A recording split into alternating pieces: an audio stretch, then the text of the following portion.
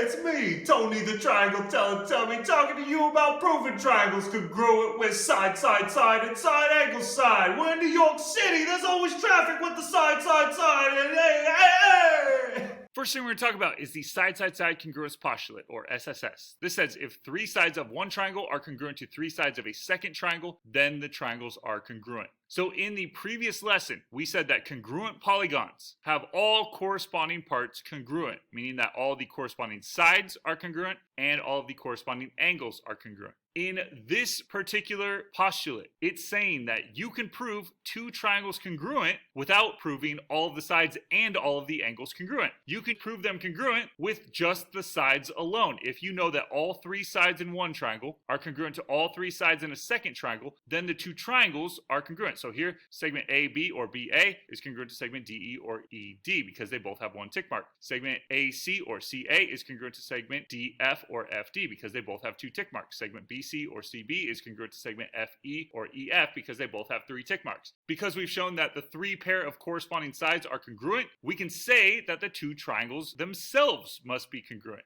Next, we're going to talk about the side angle side congruence postulate, or SAS. This says if two sides and the included angle of one triangle are congruent to two sides and the included angle of a second triangle, then the triangles are congruent. So here are our two triangles. And again, we have two sides of one triangle congruent to two sides of another triangle. We also have this thing called the included angle. What is the included angle? The included angle just means that it's the angle between the two congruent sides. So angle A is between our two congruent sides. Angle C is clearly not between our two congruent sides. Angle B is clearly not between our two congruent sides. That's why these are non-included angles. Here, angle D is our included angle because it's between our two congruent sides. Angle E and angle F are our non-included angles because they're not between the two congruent sides. Basically, the sides of the included angle are going to be the congruent sides. That's why it's an included angle. So if we know in these two triangles that two sides and the included angle are congruent to two sides and the included angle, then we can say that the two triangles are congruent. Again, it's another shortcut, so you don't have to prove that all three corresponding sides and all three corresponding angles are congruent in both triangles. You can just prove that the two sides and the included angle of one triangle are congruent to two sides and the included angle of another triangle. Therefore, the triangles would be congruent by SAS, or side angle side congruence postulate. Now, CPCTC, you are going to memorize this. CPCTC, what does that stand for? Corresponding parts of congruent triangles are congruent. That's what this stands for. And it makes sense. It's pretty straightforward. Corresponding parts of congruent triangles are congruent. If you know two triangles are congruent, if I know that triangle LMN is congruent to triangle HJI, then I know that their corresponding parts, their corresponding angles, and their corresponding sides must be congruent. And you know that just straight from the congruent statement, right? We know that angle L must be congruent to angle H, angle M must be congruent to angle J, angle N must be congruent to angle I. Same thing with these segments. Segment LM must be congruent to segment HJ, segment LN must be congruent to segment HI, and segment MN must be congruent to segment JI. Hey, I'm walking here! Example time! Now, example 1 says triangle ABC has vertices A, B, and C. Triangle EFG has these vertices. First, we're going to graph both triangles on the coordinate plane provided. So A is at 1, 1. We go over 1 on the x-axis, up 1 on the y-axis, put a point. Point B is at 0, 3. We go over 0 on the x-axis, up 3 on the y-axis, put point B. And then point C is at 2, 5. We go over 2 on the x-axis, up 5 on the y-axis, put a point. There's C. So there's our first triangle, triangle ABC. Triangle EFG, we start with point E is at 1, -1. We go over 1 on the x-axis, down -1 on the y-axis, put a point. Point F is at 2, -5. We go over 2 on the x-axis, down -5 on the y-axis, put a point. And then point G is at 4, -4. We go over 4 on the x-axis, down -4 on the y-axis, put our point. There are our two triangles. Now part B says, based on the graph, do you think triangle ABC is congruent to triangle FGE? So look over here, triangle ABC is congruent to triangle FGE. Okay, interesting. I don't know if angle F really matches up with angle A and angle G matches up with angle B. I would say no on my initial assessment. But we move on to C, where it says use coordinate geometry to determine if triangle ABC is congruent to triangle FGE. Well, first, what is coordinate geometry? Well, that's just when geometric figures are graphed on the the coordinate plane, like you see here. So to determine if these two triangles are congruent, we're going to use one of the congruence postulates we just talked about earlier. If I know that all three sides in one triangle are congruent to all three sides in another triangle, then I could say the two triangles are congruent by the side-side-side congruence postulate. So let's determine if the three corresponding sides are congruent, if their measures are equal. So let's do that. I'm going to start with the two corresponding sides, segment AB and segment FG. So what is the measure of segment AB? Well, how do I figure out the measure of segment AB? Well, since I have 2 points, how do I find the distance between those 2 points? The distance formula. So I choose one of these points to be x sub 1, y sub 1, and the other one to be x sub 2, y sub 2. I then plug in those coordinates to the corresponding spot over here in the distance formula, and I simplify. 0 minus 1 is negative 1, 3 minus 1 is 2. I then square each of those. Negative 1 squared is going to be 1, 2 squared is going to be 4, and then what's 1 plus 4? That's 5, and rad 5 does not simplify, so the measure of segment AB is rad 5. Let's see if the measure of segment FG is the same. I then need one of these points to be my x sub 1, y sub 1, the other one to be my x sub 2, y sub 2. I then plug in those coordinates to their corresponding spot in the distance formula over here, and I simplify. 2 minus 4 is going to give you negative 2. Negative 5 minus negative 4 is the same as negative 5 plus positive 4, so that's negative 1. What's negative 2 squared? That's 4. What's negative 1 squared? That is 1. We add 4 and 1, we get 5. So the measure of segment FG is also rad 5 units, which means segment AB is congruent to segment FG. Okay, so one pair of corresponding sides is congruent. Let's move on to the next one. Segment AC and segment FE. If those two measures are equal, then we can move on to the third pair of corresponding sides. So how do I find the measure of segment AC? Well, it's the distance between these 2 points. So I use the distance formula. I choose one of these points to be my x sub 1, y sub 1, and the other one to be my x sub 2, y sub 2. I plug in those coordinates to their corresponding spot in the distance formula, and I simplify. What's 2 minus 1? That's 1. What's 5 minus 1? That's 4. We then square each of these. 1 squared is 1, 4 squared is 16. We add those together, we get 17. Now it's a prime number, so that stays under the radical, and we get that the measure of segment AC is rad 17 units. Next, how do I find the measure of segment FE? Again, it's the distance formula. So to find the distance between these 2 points, I choose one of the points to be x sub 1, y sub 1, the other one to be x sub 2, y sub 2. I plug in the coordinates to their corresponding spot in the distance formula, and I simplify. What's 2 minus 1? That's 1. What's negative 5 minus negative 1? That's the same thing as negative 5 plus positive 1, which is negative 4. 1 squared is 1, negative 4 squared is 16. We add those together. Oh, rad 17. So both of these measures are then rad 17. So I then move on to the last pair of sides, segment BC and segment GE. If these two segments have the same measure, then these two triangles are congruent by the side-side-side congruence postulate. So let's go ahead and figure out what is the measure of segment BC. Remember, it's the distance between points B and C. So I need one of these points to be my x sub 1, y sub 1, and one of them to be my x sub 2, y sub 2, so I can plug in their coordinates to their corresponding spot in the distance formula. When I do that, I can then simplify. 2 minus 0 is going to give me 2.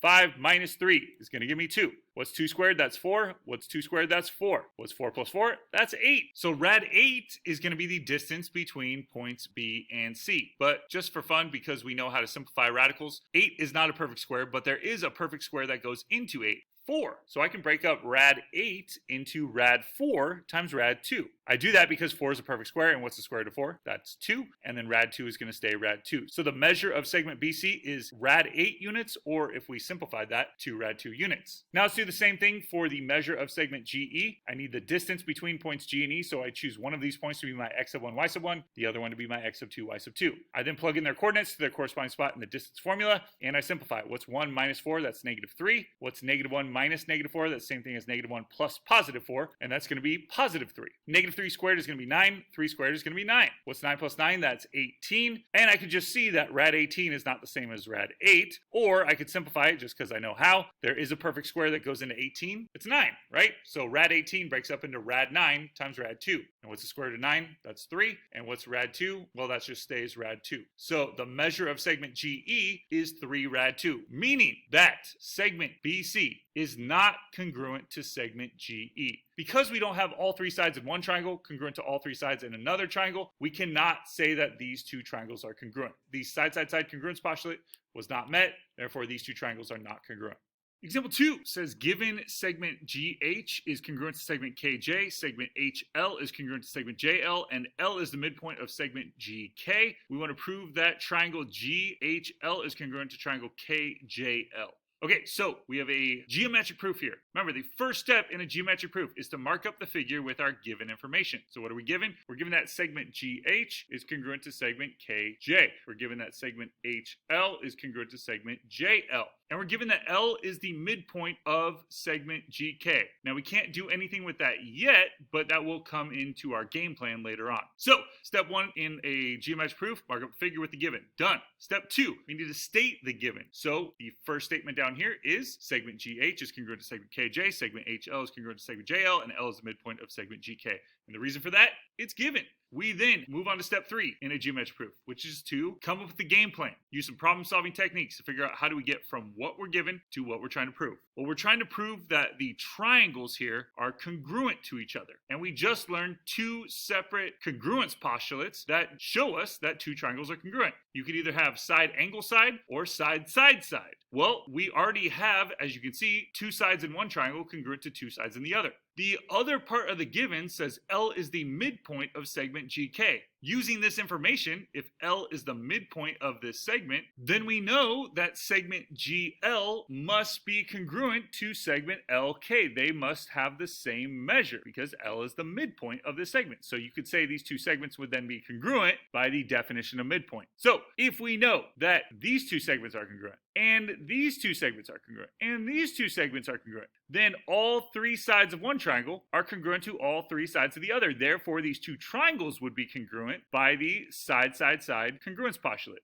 Oh, that's how we're going to do it. Okay, in the given, we said that 2 pair of corresponding sides are congruent. So in the next step, we need to say that the other pair of corresponding sides are congruent. Segment GL is congruent to segment KL. And why is that? Because remember, L is the midpoint of segment GK. So these would be congruent by the definition of midpoint. Next, because we've shown that all 3 sides in one triangle are congruent to all 3 sides in the other, we could say that the 2 triangles are congruent by the side congruence postulate. Hey, where are all my tinky winkies? You try. Okay, we have another geometric proof. So step 1 in geometric proof is to mark up the figure with our given information. What are we given? We're given that segment AB is congruent to segment CD. We're given that segment AD is congruent to segment CB. Next, step 2 in a geometric proof is to state the given. So we, again, are given that segment AB is congruent to segment CD and segment AD is congruent to segment CB. So we put that here. What's the reason for that? It's given. Next, step 3 in a geometric proof, we need to figure out a game plan. How are we going to go from what we're given to what we're trying to prove? Let's use some problem-solving techniques. So we are trying to prove that triangle ABD, this half of the square over here, is congruent to triangle CBD, this half of the square over here. Okay, so remember, in order to prove 2 triangles congruent, right now we can use the side congruence postulate or the side angle side congruence postulate. I don't see anything about angles, but I do have 2 sides congruent to 2 sides. And look at, don't these 2 triangles share this common side, segment BD? So what if we just said that segment BD was congruent to itself? Then we would have all 3 sides in one triangle congruent to all 3 sides in the other. Therefore, the 2 triangles would be congruent by the side congruence postulate. Perfect, let's do that. So again, we stated the given, which had 2 pairs of congruent sides, meaning that we need that 3rd side to be congruent. So we say that segment BD is congruent to segment BD. And the reason for that, well, anytime you say something is congruent to itself or something's equal to itself, that's the reflexive property. Now, we have all 3 pairs of corresponding sides congruent to each other. Therefore, these 2 triangles must be congruent by the side congruence postulate. Now, example 3 says given segment WX is congruent to segment YZ and segment WX is parallel to YZ, we're going to prove that triangle WXZ is congruent to triangle YZX. So again, first step in a geometric proof is to mark up the figure with the given information. What are we given? We are given that segment WX is congruent to segment YZ. We're also given that segment WX is parallel to segment YZ. So we have marked that up. We can then move on to step 2 in a geometric proof, which is to state our given in our proof. So the first step is going to be the given. Segment WX is congruent to segment YZ, and segment WX is parallel to segment YZ. Again, the reason for that, it's given. Next, step 3 in a geometric proof, we need to figure out how are we going to go from what we're given to what we were trying to prove, using problem-solving techniques to come up with a game plan. Well, again, I want to prove that these two triangles right here are congruent, this triangle and this triangle. We have just learned 2 congruence postulates to prove 2 triangles congruent. One of them is the side-side-side congruence postulate. Here, we are only given one side is congruent to one side. We don't have the other 2 sides. So if you're missing 2 sides, you're probably not going to get side-side-side.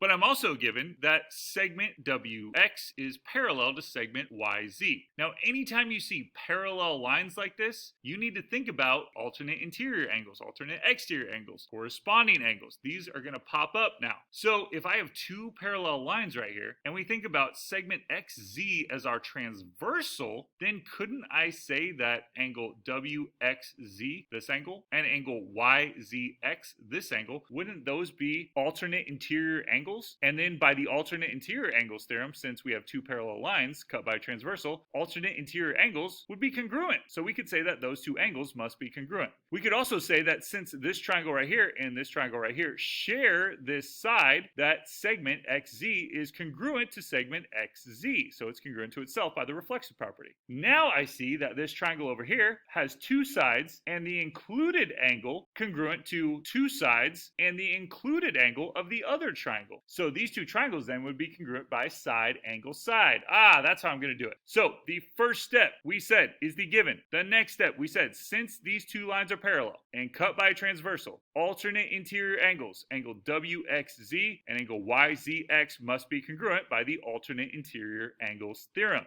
Then we said both triangles share this common side, segment ZX or XZ. And you can say segment XZ or ZX is congruent to itself by the reflexive property. We now have 2 sides and the included angle congruent to 2 sides and the included angle. Therefore, the 2 triangles must be congruent by side, angle, side congruence postulate. Now, example 4, we're given segment AB is congruent to segment CD, and we're given that segment AB is parallel to segment CD. We want to prove that segment AD is congruent to segment CB. So, the first step in a geometric proof is to mark up the figure with our given information. What are we given? We're given that segment AB is congruent to segment CD. We're also given that segment AB is parallel to segment CD. So now we have marked that up. We move on to step 2 in a geometric proof, which is to state our given. So what are we given? We're given segment AB is congruent to segment CD, and segment AB is parallel to segment CD. The reason for that, it's given. Step 3 in a geometric proof is to come up with a game plan. Use some problem-solving techniques to figure out how do we get from what we're given to what we're trying to prove. Well, it's interesting because we're not trying to prove 2 triangles congruent anymore. We're trying to prove that this segment over here, segment AD, is congruent to this segment over here, segment CB. Well, how do I prove 2 segments congruent? Well, it's interesting because we learned at the beginning of this lesson, if we know this triangle here is congruent to this triangle over here, then wouldn't its corresponding parts be congruent? Yeah, so I want to figure out how do I prove this triangle congruent to this triangle? Because if this triangle is congruent to this triangle, then these 2 corresponding parts have to be congruent. So what's the way that I prove these 2 triangles congruent? Well, again, I have a congruent side and a congruent side and 2 parallel sides. We said anytime you have 2 parallel sides, you need to think about alternate interior angles, alternate exterior angles, corresponding angles. So here we have alternate interior angles, angle ABD and angle CDB. These 2 angles must be congruent by the alternate interior angles theorem because these 2 lines are parallel, cut by a transversal, alternate interior angles must be congruent. We also know that these 2 triangles share this common side, segment BD, just like before. So these 2 triangles, then you can see we have 2 sides and the included angle congruent to 2 sides and the included angle. Therefore, these 2 triangles would be congruent by side, angle, side congruence postulate. And because these 2 triangles are congruent, we can then say that their corresponding parts are congruent by CPCTC. That's how we're going to do it. So we stated the given in our first step. The second step, we said that since these 2 lines are parallel and cut by a transversal, that alternate interior angles, angle ABD and angle CDB, must be congruent by the alternate interior angles theorem. We then know that since segment BD is shared by both triangles, we can say that segment BD is congruent to segment BD because it's congruent to itself by the reflexive property. Next, because two sides and the included angle of one triangle are congruent to two sides and the included angle of another triangle, we can say that triangle ABD and triangle CDB must be congruent by the side-angle-side congruence postulate. Now we're trying to get to this last step that says segment AD is congruent to segment CB. Since we know the two triangles are congruent, we can now say that these two sides must be congruent to each other by CPCTC. Corresponding parts of congruent triangles are congruent. Hey, you're good. Try it already. You try.